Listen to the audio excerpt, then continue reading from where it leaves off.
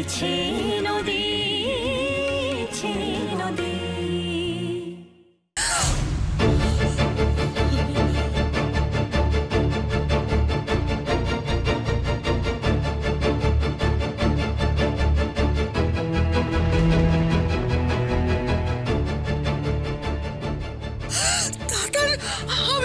দেখছো তো দিদি ভাই, আমি তখন থেকে বলছি আমার মন ভালো লাগছে না, মন ভালো লাগছে না, আমার মন কুকাইছে। তোমরা কেউ আমার কথা, আমি তোমায় বারবার বলছিলাম আমার তাতানের কথা বলছে।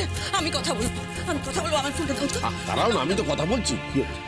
হ্যাঁ বলুন। তারপর তবে ইনজুরি যে খুব সিরিয়াস সেটা কিন্তু এখন মনে হচ্ছে না। না, তবে কিছু টেস্ট না করে তো কিছু বলা যাচ্ছে না, সেই টেস্টগুলো চলছে। তবে অ্যাটলিস্ট 2 দিন অন্তত অবজারভেশনে রাখা উচিত। ডক্টর ব্যানার্জি নিজেই আপনাদের ফোন করে কথাটা জানাতে বললেন। অ্যাট লাস্ট উনি নিশ্চয়ই আপনাদের সঙ্গে ফোন করে কথা বলবেন। বাই দ্য ওয়ে, আমি কার সাথে কথা বললাম? আমি মিস্টার অমিতাভ ব্যানার্জি, অনুরাগের বাবা।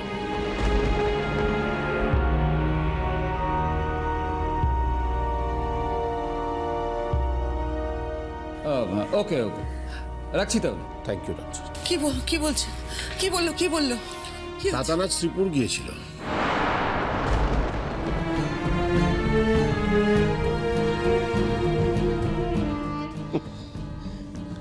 কারণ শ্রীপুর থেকে ফেরার পথেই হাইওয়েতে উঠবার মুখে একটা অ্যাক্সিডেন্ট হয়। না সিরিয়াস কিছু নয়, একটা গাছে ধাক্কা লাগে, কিন্তু ডাক্তাররা মনে করছে না ইঞ্জুরিটা খুব সিরিয়াস।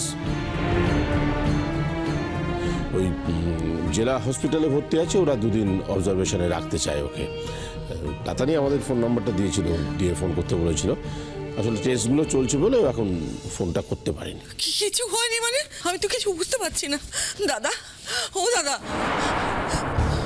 ওরা বলছে ইনজুরি সিরিয়াস না। কতটা সিরিয়াস না সিরিয়াস আমরা তো দেখতে পাচ্ছি না। ও দাদা, আমরা তো কিছু দেখতে পাচ্ছি না, তাই না? তার মানে অনুরাগ আজ শ্রীপুরে গিয়েছিল। কিন্তু শ্রীপুরের ওনারা বোধহয় জানেন না, মানে জানলে নিশ্চয়ই ওনারা আমাদের ফোন করে জানাতেন। হয়তো তাতানি ওদের কিছু জানায়নি। ইন দ্যাট কেস ওরাই তো এখন কাছে আছেন, আমাদের তো তাহলে ওদেরই জানানোটা দরকার।